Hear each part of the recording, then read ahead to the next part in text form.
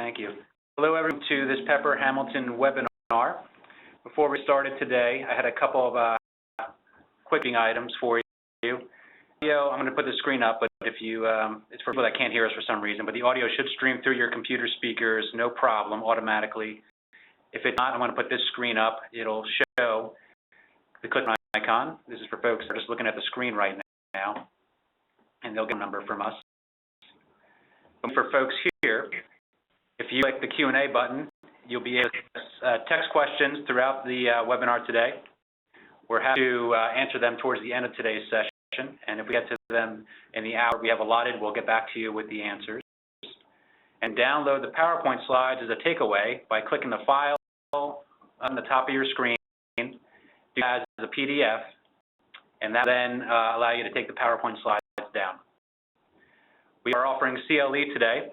We have credit available in California, New York, Pennsylvania, Virginia, and New Jersey.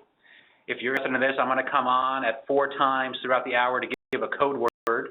That code word is going to be something you have to write down, and we will show you how to submit that later to get the credit. With that, I'll turn it over to our moderator today, Mr. Mark Kadzielski, who's out in our LA office.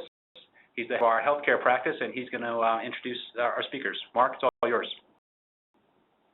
Thank you very much, and it's a pleasure to be here with you all once again. This is the 2015 quarterly webinar that our healthcare practice does for clients and friends on topics of interest to the healthcare area.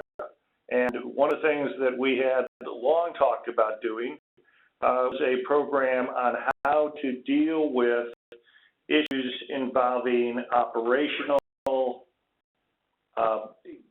facilities and dealing with the issues about how to handle problems in the workplace from a safety and cleanliness point of view.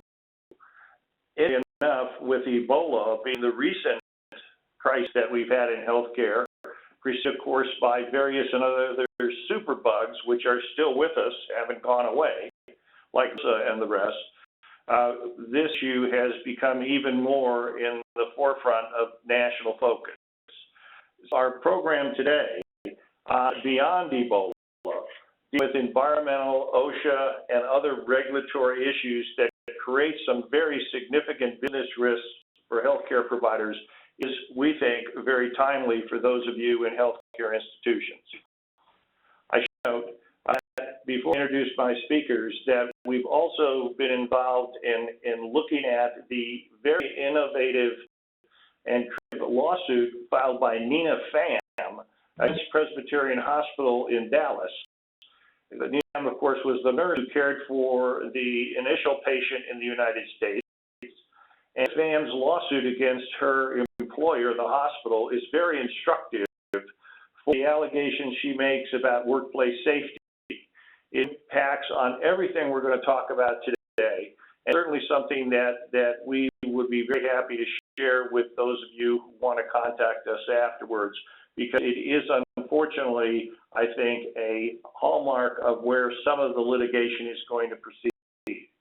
Introduce our 2 outstanding speakers for the presentation today. First, our speaker will be Bill Walsh, who's of counsel in our Washington, D.C. office, and he actually heads the Environmental and Energy Practice Group in the office. Bill has been with Pepper for about 29 years. He has 37 years of experience in this area, and he works with clients to identify and develop strategies to minimize their business risks in the increasingly complex product safety and chemical ingredient regulations that are developed under the EPA, the Pesticide statute, which is applicable here, the Substance Control Program, the California Safe Drinking Water and Enforcement Act, commonly referred to out here as Proposition 65, and regulations. Bill has developed over his 37 years a very good understanding of the health, safety, and environmental risks that are addressed under these statutes, agency-specific policies, procedures, and strategies for resolving compliance exposure in a very timely and cost-effective manner. He represents companies in various stages of the product supply chain, and the regulatory program does present issues to retailers and end users, such as hospitals and health systems, of these kinds of supplies. He has a great exposure, legal experience, technical and scientific knowledge, understands client business needs. Our second speaker, Greg Narsh, Greg, practiced environmental safety and health law for 23 years. He's counsel in our Detroit office, although prior to that, he spent 12 years in our Harrisburg, Pennsylvania office. Prior to his legal career, Greg actually was a chemical engineer and spent 12 years with Monsanto companies in a variety of roles, including maintaining safety and environmental matters at a very large chemical manufacturing facility. Greg's practice covers all areas of OSHA and environmental compliance and enforcement. He's handled OSHA matters in approximately 35 states, including hundreds of penalty and citation negotiations, 50 workplace fatality cases, and has tried several cases before the OSHA Commission. His combination of practical technical experience coupled with nearly a quarter century of providing legal advice, and he is our leading pepper attorney in the area of OSHA, made him extremely well positioned to advise clients and assist them with difficult OSHA and environmental issues, such as the one we're going to be talking about this morning. And now let me turn it over to Bill Walsh. Take it away and lead you through our presentation of Beyond Ebola. Bill? It's good to be here in Washington. I'm going to first just briefly go over what we are hoping you will learn from this presentation. The title emphasizes the major points that we want.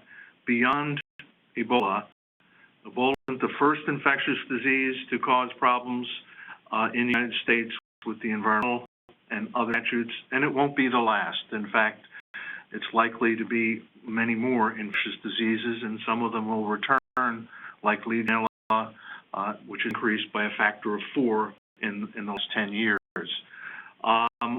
This risks the other major theme here. Even though you may not be the one that is getting a regulatory approval, there are risks to your business wherever you are in the supply chain. It's not just the manufacturer of pesticides, that is disinfectants in the context of this problem.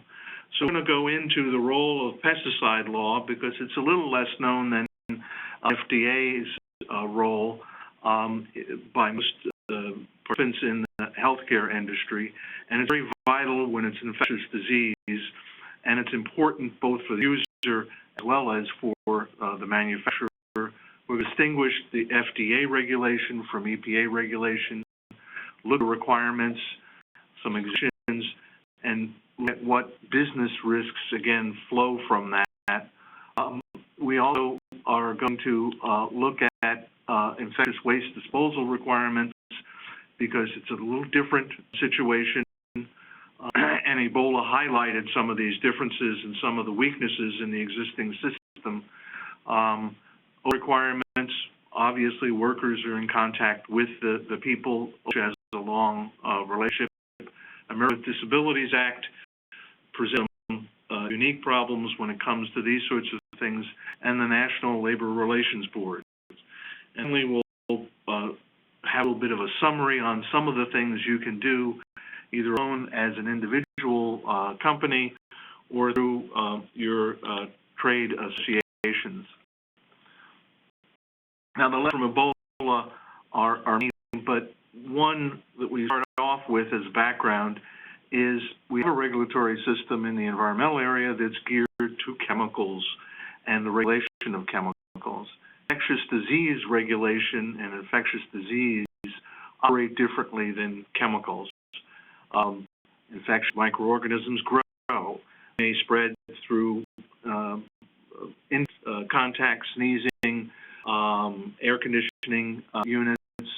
Unlike most chemical exposure injuries or claims of injuries, infectious disease causes immediate reactions if, in fact, you have it, a short period of time, and it often is traceable in ways that sometimes the chemical allegations of injury are not.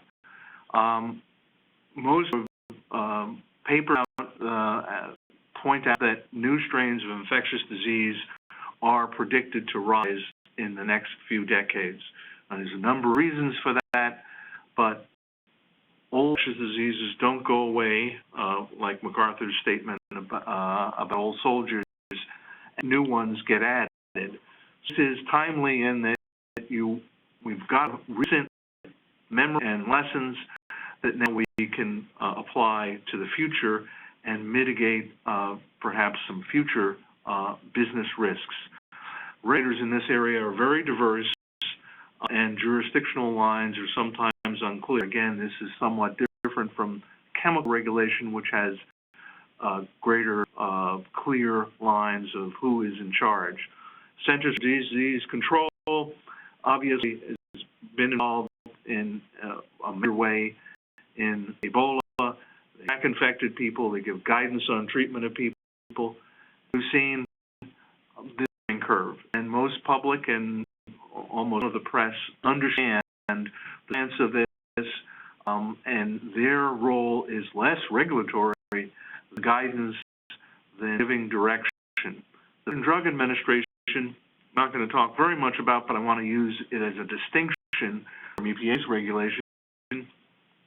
Regulates things that are involved in the treatment of human beings or animals, and that is a different kind of jurisdiction, and it really wasn't involved in the kinds of things that I'm going to be talking about here.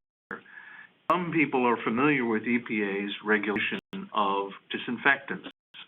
Disinfectants is a term that in the health industry you're all familiar with. In EPA world, it's called a pesticide. And it's called a pesticide because of the definition is very broad, and it says is that if you kill something, even a microorganism, and that's the purpose of that substance, then that substance is a pesticide and has to go through a very formal process, and it has a lot of restrictions on what you can say. And we'll go into that in some detail. On the environmental side, state agencies are also involved, and we'll see where that occurs. OSHA, as we mentioned earlier, and agencies regulate safety. So we have a number of different agencies. The difference is going to come up in the courts. When injuries occur in the U.S., at least, plaintiffs often file personal injury suits. As Mark indicated, the Alice Presbyterian Hospital has already sued. We'll look a little bit at that. She has basically alleged negligence, failure to warn. It's much complex, and as Mark said, we have looked at that. It's a case to watch, not just for who she has sued now, which is the hospital, but who might get added to that suit. Would manufacturers of the protective gear that was used be brought in on the theory that, well, got the disease, it must have been a failure of the protective gear. Right now, they do appear to have added those manufacturers, but the case is in early stages.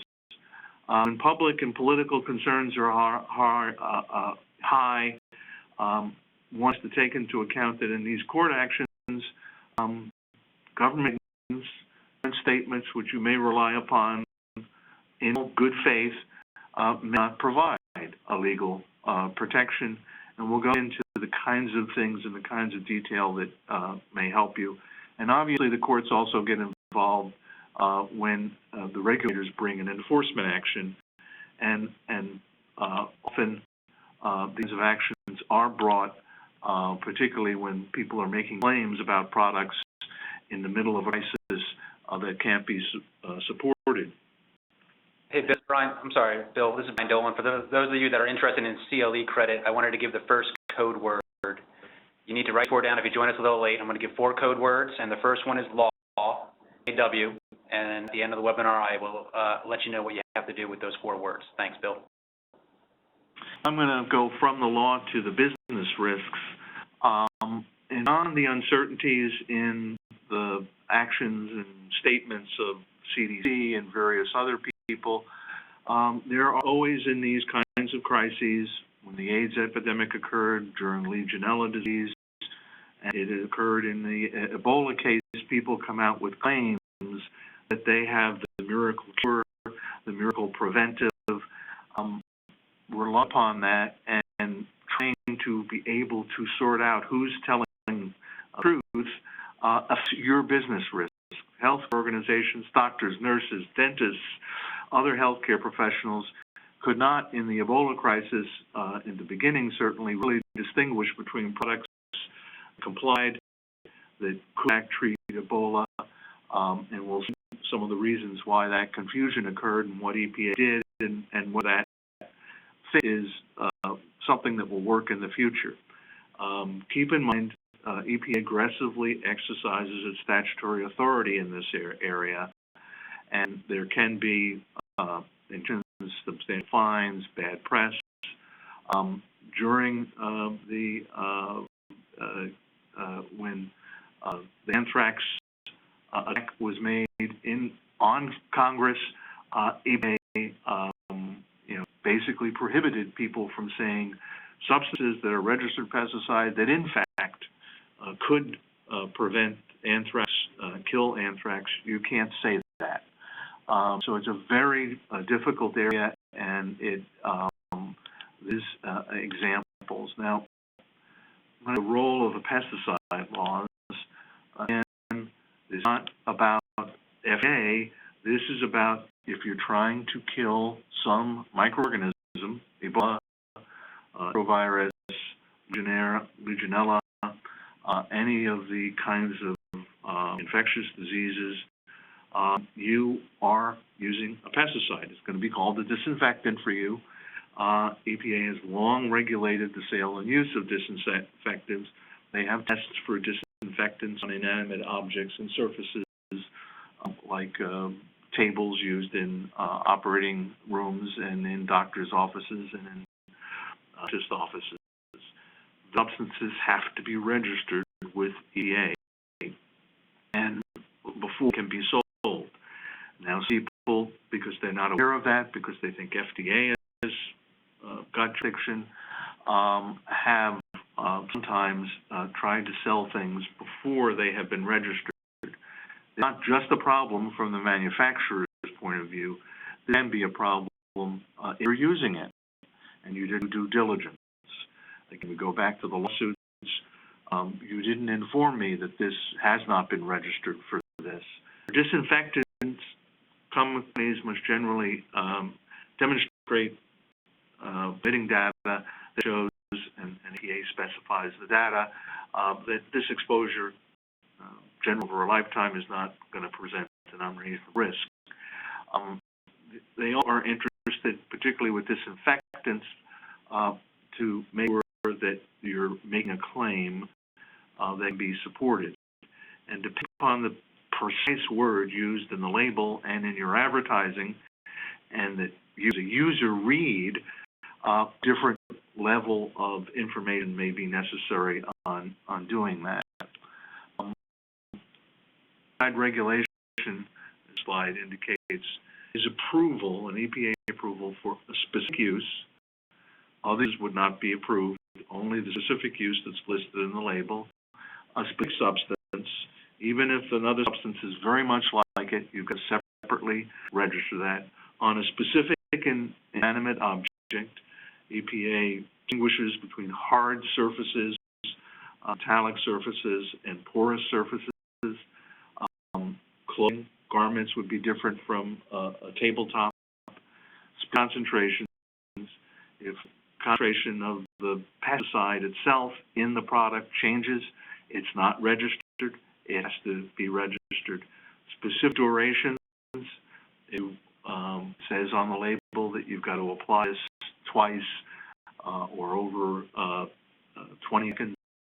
If your use and your label says no, you should do it over 30 seconds, that's not on the label, it's not approved. And specific claims can claim this deals with Ebola. for example, and see how that was dealt with in your slide.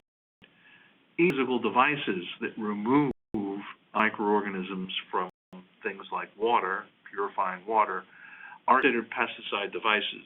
Now, they're not stringently and extensively regulated as the pesticides themselves, the disinfectants, but they are things that hospitals and healthcare facilities could use, and EPA has gotten multi-million-dollar penalties from companies that were selling filters without having registered their facilities as required by the statute.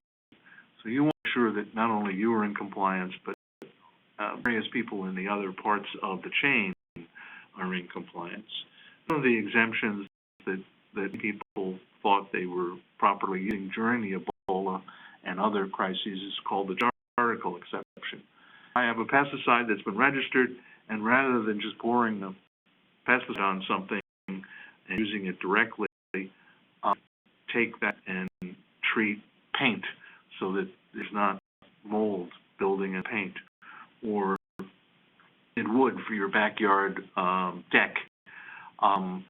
That is an exemption. You don't have to have wood that has been treated, registered as a pesticide, which EPA initially was concerned about.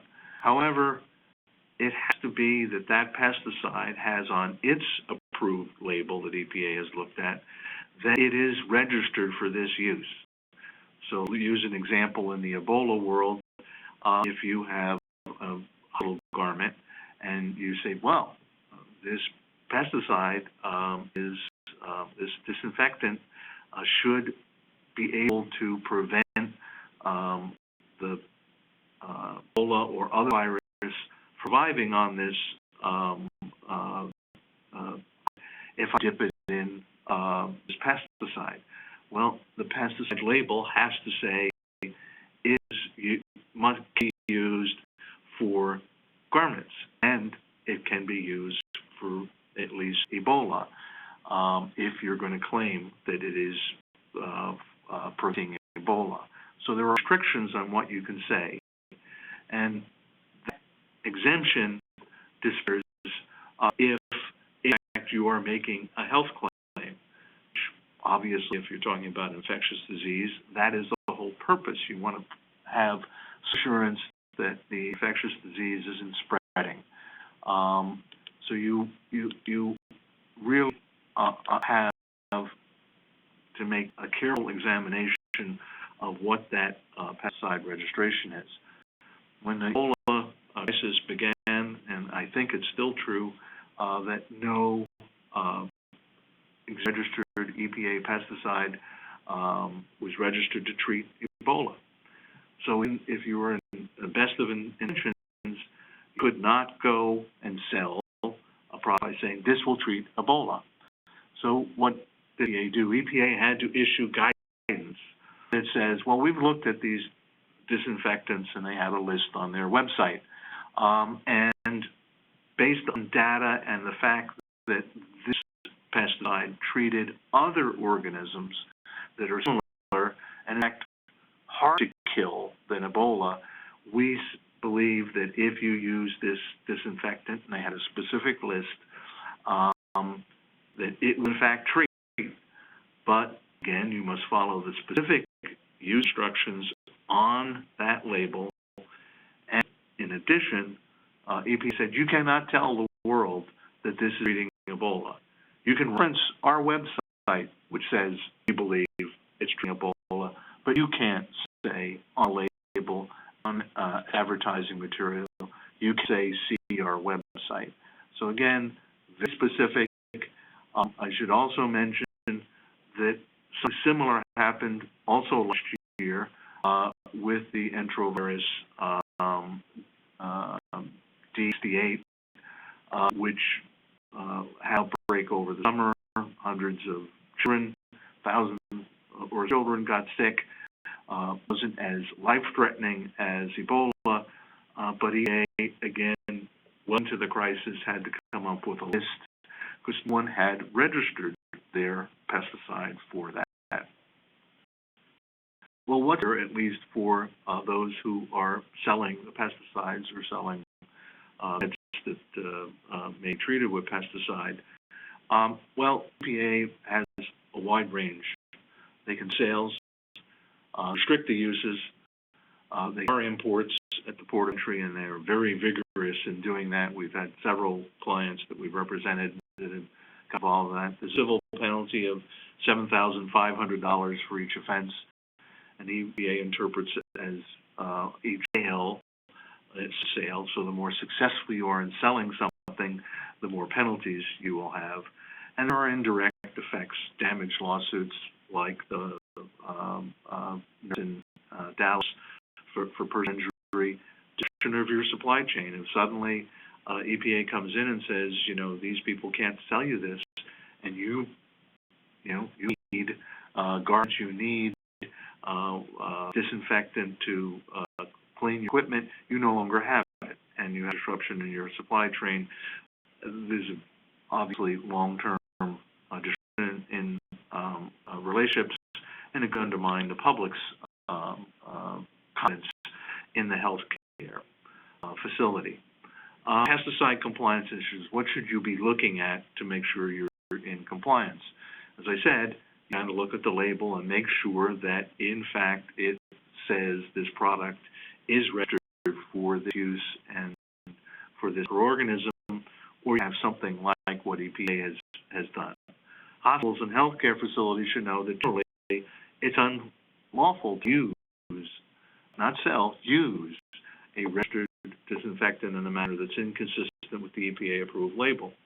And although no guidance document or letter from EPA on hospitals' use, and it didn't specifically arise in Ebola, EPA in a similar situation advised the manufacturer of burlap fabric packaging that they could not say that the packaging listed rot because it was treated with a pesticide that in fact treated rot. So the fact is true because it was on the label that it covered burlap fabric packaging. So EPA can grind exceedingly small on dealing with these things. Considering EPA's history and some of the largest civil penalties in the last few years have been the Office of Pesticide, it is probably prudent to make careful analysis through wherever you are in the supply chain before you make a claim or you're relying on someone else's claim in marketing materials that are a disinfectant or have been treated with a disinfectant to ensure that it in fact with this sort of complex regulatory system. I'm going to switch now or move on to a different aspect of the infectious material, infectious waste. And this is up again in the Ebola crisis. Lots of blood, saliva, garments which are in contact and were probably contained infectious materials were being generated. Mainly regulated infectious waste at the state level. Medical waste tracking statute, it basically requires tracking of where the medical wastes are. It has some segregation, packaging, labeling, marking, and storage requirements. And then things like hazardous waste incinerators are regulated by the air pollution and water pollution laws that are in existence. But the aim is in the state level. EPA and the CDC have guidances, and some of these, and they issue them jointly during the Ebola crisis, but legally binding, and they may establish a floor on something that's reasonable into practice and a negligence action. That is, if you don't follow their guidance, you can be used against you but you are really not able to use it as a absolute legal defense. And they generally include a hierarchy of measures, and they try to eliminate exposure, engineering controls, practices, and personal protective equipment. And these things involve either some OSHA involvement or pesticide involvement, as we discussed earlier. They allow flexibility, and they all say for disposal, see the state law.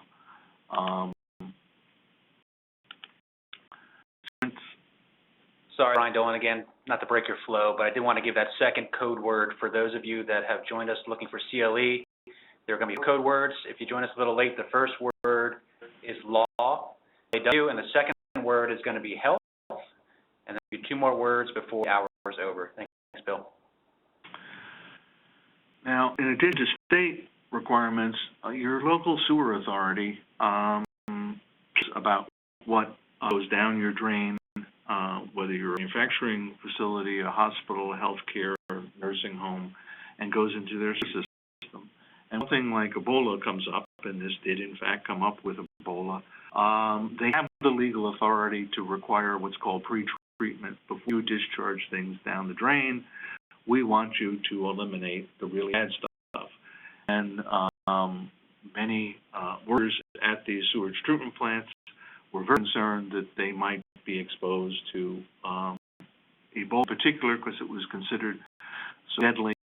And the plant is not designed, its purpose is not to deal with infectious waste, although many of the microorganisms that are used to treat waste sewerage probably eliminate the infectious waste.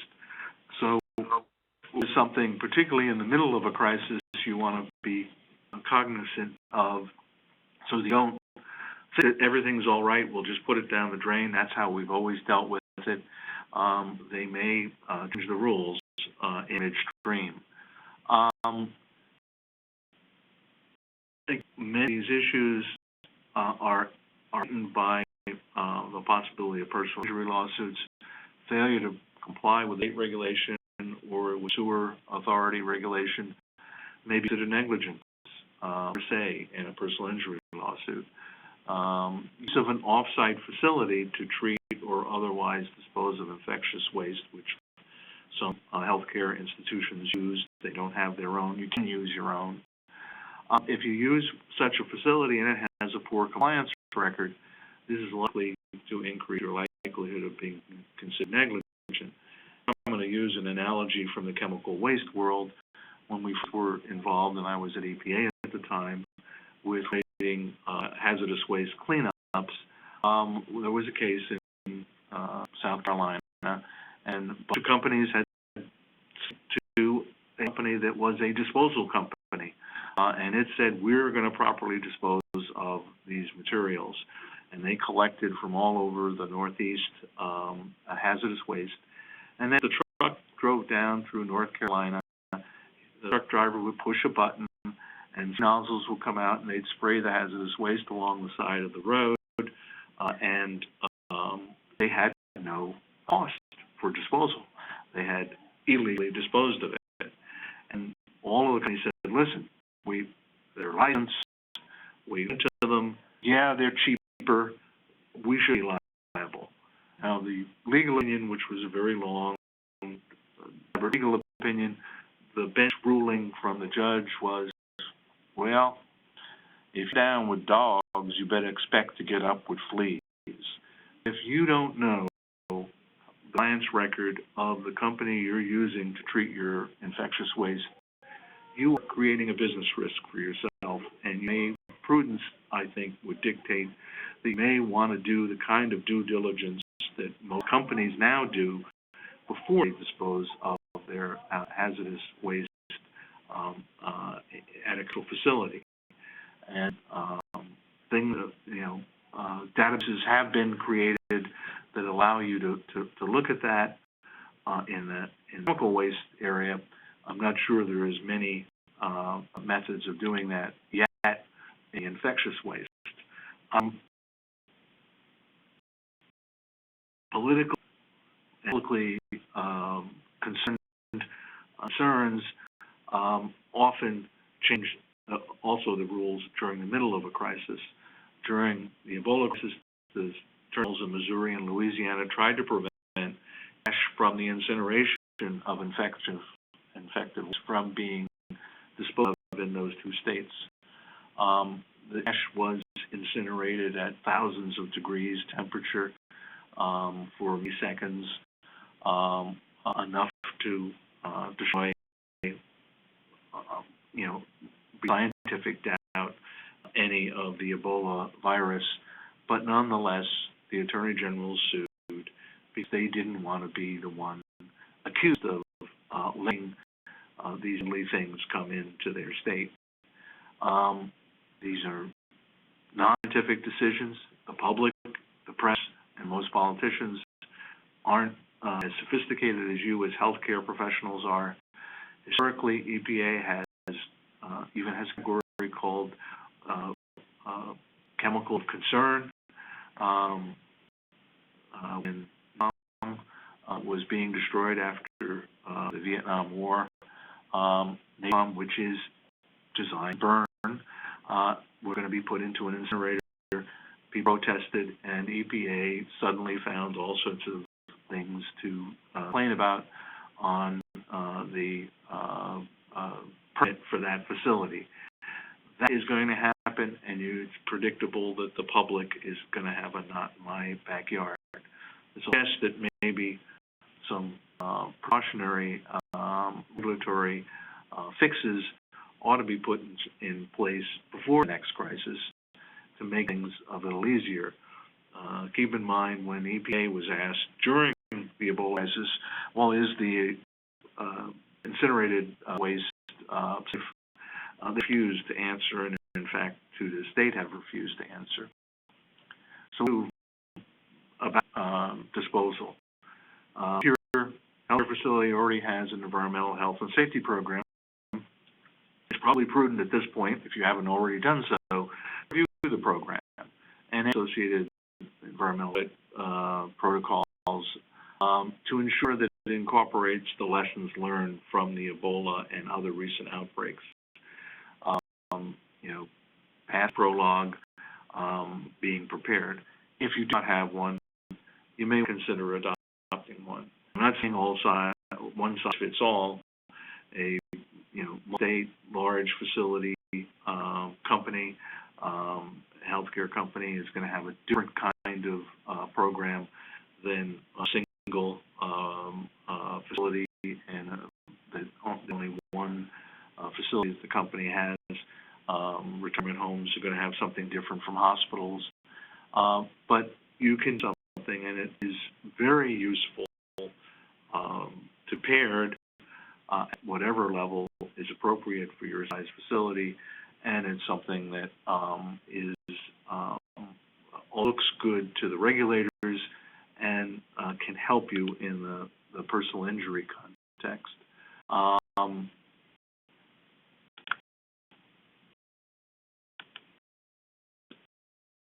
The last particular smaller individuals, for example, the dentist offices, individual practitioners, your trade associations or professional associations that you're probably a member of, they can and often do track these developments. Also can and often do advocate for you before crisis. Many of them did during the crisis, and this again applies across the spectrum of supply chain.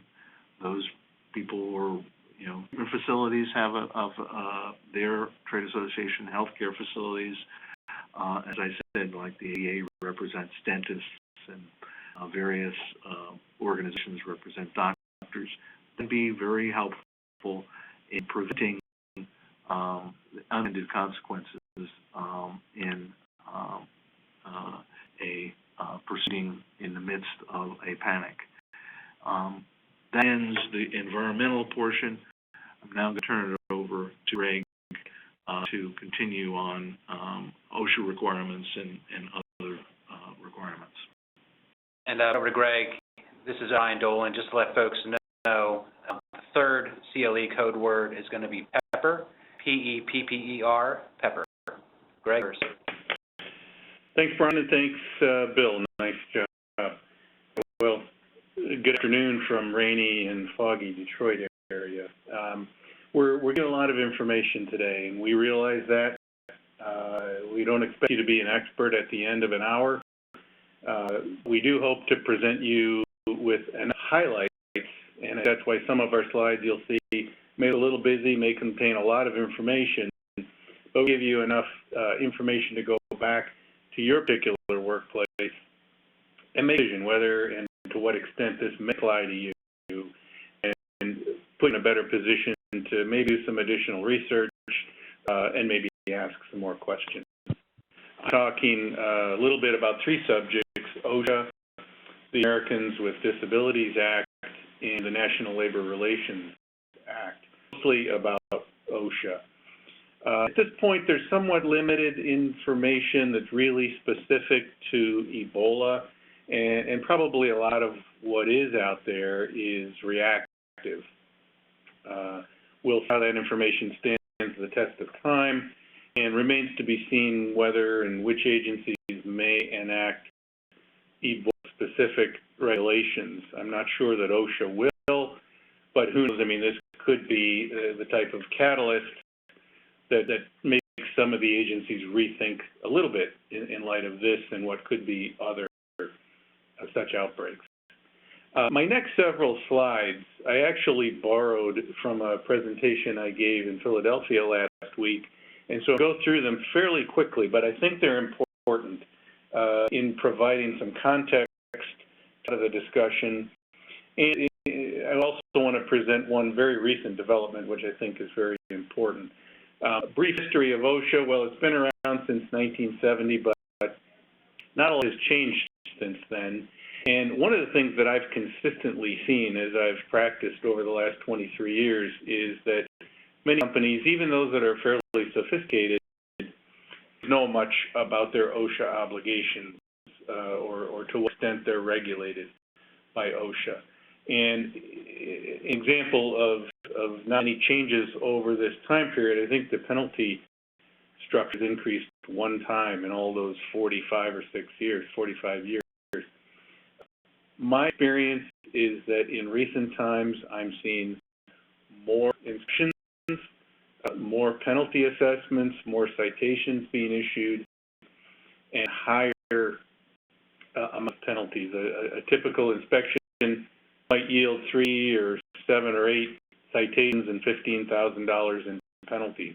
I recently had one follow-up to a fatality, but there were 35 citations and literally $850,000 in penalty, which is huge in terms of OSHA. And outgrowth of that trend, I think, and I won't spend much time talking about this because it's not a law yet. It's something that's been bouncing around in Congress for many years, but it's called the Protecting America's Workers Act. And the goal is to really put some teeth into OSHA. Historically, OSHA penalties have been low enough that many treat them as a cost of doing business. Always out to change that. This, hasn't come into being yet, but I think in some form or another, eventually we're going to see something that puts a lot more teeth in OSHA. Another thing I just want to make sure that people are aware of is that unlike environmental regulatory schemes where you're subject to both federal and state agency oversight, OSHA is generally either or. You're federal OSHA or state OSHA. About half the states have their own OSHA program. The take from this slide is to know which one you're under, federal OSHA or state, because state can be different and often is. In particular, some of the appeal procedures that you need to be aware of. Quickly, I want to make note of a change fairly significant that took place January 1 of this year in terms of reporting for only a fatality or 3 people or more hospitalized from a single incident. reported to OSHA because relatively little is affirmatively reportable. The first of the year, they changed that to include one person hospitalized, any amputation, loss of, or loss of an eye. And this has greatly increased the number of reports that OSHA is seeing. And something that a lot of folks aren't aware of. Asterisk simply means that state plan states have 6 months to come into compliance. Again, you need to know which is. I won't spend a lot of time here. It's just that some companies often agonize over whether to make a report or not, but there's a lot of other ways that OSHA often become aware of these things, and whether that's employees, unions, media, et cetera. And my advice generally is if it's a gray area, make the report. It simply tells you how to make that report, and you can look at that at your leisure. Into who OSHA regulates, this is very circular, and I put it up for that reason. And I didn't make this up. You can make this stuff up. I mean, this is what OSHA says. You're regulated by OSHA if you're an employer with an employee. An employer is a person who has employees, and an employee is an employee of an employer. I mean, it's circular as it gets and doesn't tell you much. In most cases, companies that do any kind of business and have people working for them ought to be subject to OSHA. If you have two employers, you may be exempt from certain record-keeping requirements, not reporting, as we discussed a minute ago, but record-keeping. And there are certain low-risk industries. Among them, and OSHA just simply made the decision that you're not subject to the record-keeping requirements if low risk. And they've decided that regardless of the size, offices of physicians, dentists, and the others listed here are exempt from the record-keeping requirements. OSHA and Ebola. There's not really much in OSHA. I'm not sure that you will find the word Ebola anywhere in the OSHA regulations, but the position that the agency will take is that our regulations are plenty broad enough to already cover Ebola and any other diseases that may come along of that nature. However, you know, we'll be aware of many of these, but there are OSHA requirements that are applicable to the healthcare industry that you need to be aware of, and could, by extension, certainly apply to Ebola and that kind of thing. Here are some, and we'll talk a little bit about each one, some more than others, but the bloodborne pathogen standard is probably the one first comes to mind. The bloodborne pathogen standard is designed to protect employees from occupational exposure to bloodborne pathogens. What is a bloodborne pathogen? It's a microorganism that can cause disease, and that certainly encompasses Ebola, and that's OSHA's position, that we've already got it covered. Now, it covers blood or other potentially infectious exposure to blood or other potentially infectious materials. Basically, you can imagine it's covered, and I didn't list them all for a reason. But one of the keys is that it has to be occupational exposure. And see here, it's reasonably anticipated exposure to blood or other materials. If I, as a lawyer, walk down the hall and one of my colleagues says, staple his finger and it's bleeding profusely, I may be exposed to blood, but that doesn't make the law firm suddenly subject to the bloodborne pathogen standard. It's something that's reasonably anticipated as part of your work duty. The bloodborne pathogen standard requires, as virtually all standards do under OSHA, but you also have to go out and make affirmative determinations as to who may be exposed to these kind of things. From that, develop a written exposure control plan. Allows you really to be not reactive, but to be able to know in advance and train your people, here's what you do if you're exposed, here's where you go, here's who you talk to. one of the things that's required is use of what they call universal precautions, and that simply means to treat all blood as if it is positive for a bloodborne pathogen. There are certain things, for example, hepatitis B vaccination is required to be offered under bloodborne pathogen standard, and please can refuse it. You're advised to have them sign a declination form, but you must offer it.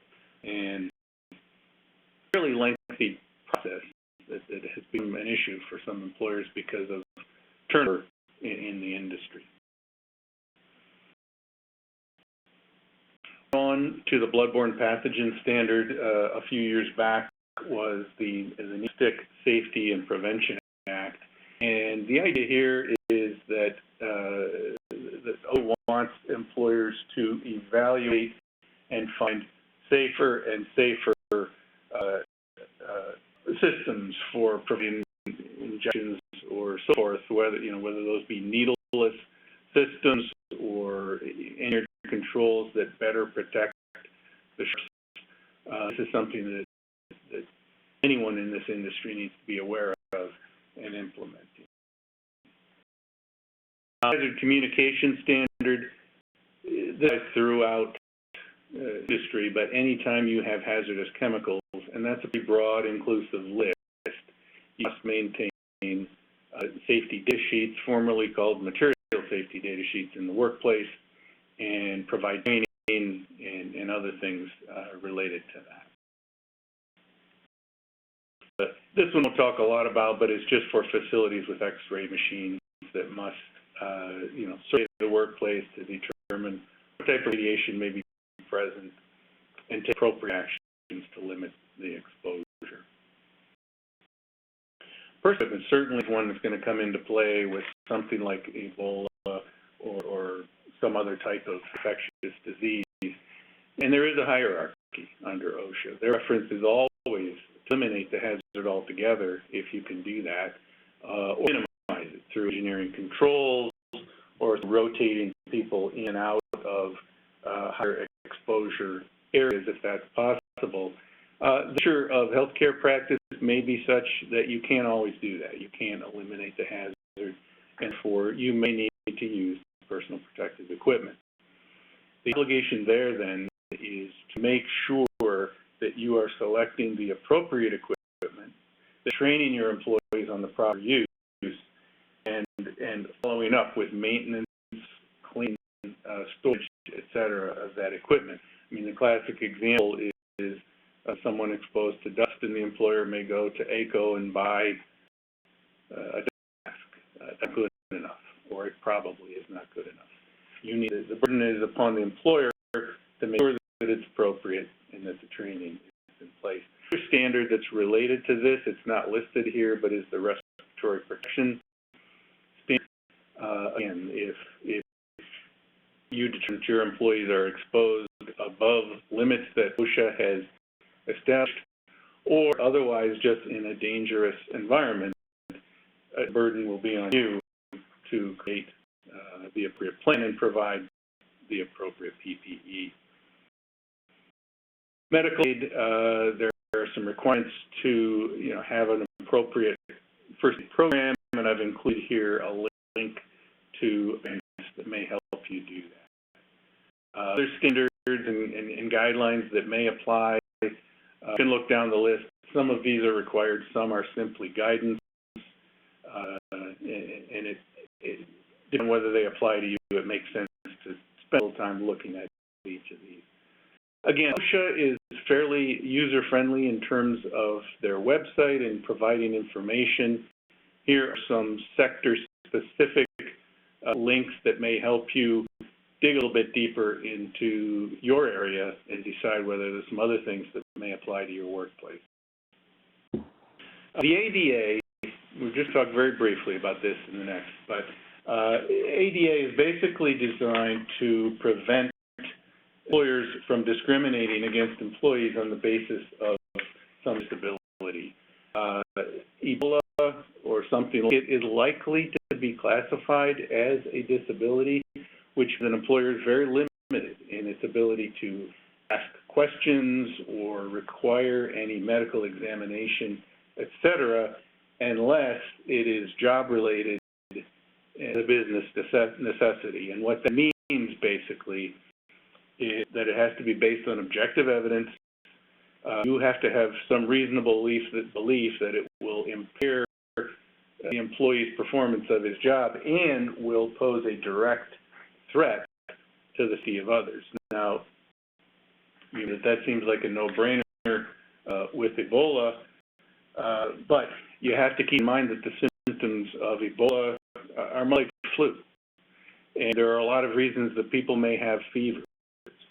So it's because of the ADA, you have to tread fairly carefully in asking employees certain questions or requiring treatment. Now, certainly you can ask them if they have traveled, if they've been exposed, and again, if you are able to put together enough objective evidence, you may, in fact, be able to ask an employee not to come to work based on that objective evidence, but there's always risk because of the risk, and I think Brian's going to give us another code word. Yeah, thanks, Greg. The fourth and final code word for CLE is going to be Hamilton at 10, and then we'll give it to Greg to wrap up. Okay, and there's some issues. For example, Ebola, the incubation period is 21 days. Can you quarantine that employee for that entire period? Is it without pay? You have, again, be very careful. CDC has made certain recommendations related to this, and the ADA recommends that you consult the CDC recommendations. Finally, we'll just touch very quickly on the NLRA. Basically, the NLRA is to protect employees' rights to the attention of an employer, unsafe conditions or other similar types of concerns. Generally covers concerted activity, which is 2 or more employees, but it can be 1 employee, particularly if they're acting on behalf of others, or, as it says here, if they have a good faith belief that there is an abnormally dangerous condition. And certainly, we can understand that Ebola may be considered that.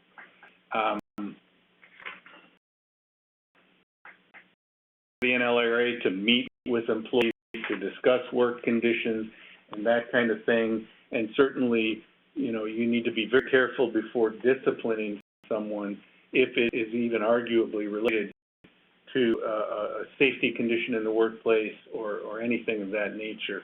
One of the things, and I know we're short on time, is just wrapping up.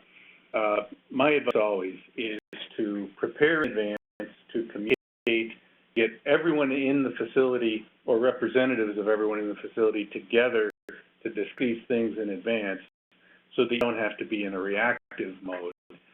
You can plan out. And working together and communicating is the best policy. Through a lot of these things, there's a slide here if we have time, and certainly invite emailed questions later. Bill? The last slide, I'll just quickly go through it. Along the supply chain, there are different organisms, different sizes. Cost effectiveness usually benefits by large numbers of companies coming together. Should be tracking some of these regulatory requirements, and the healthcare institutions should be aware of what their specific responsibilities are. One doing that is through professional or trade associations.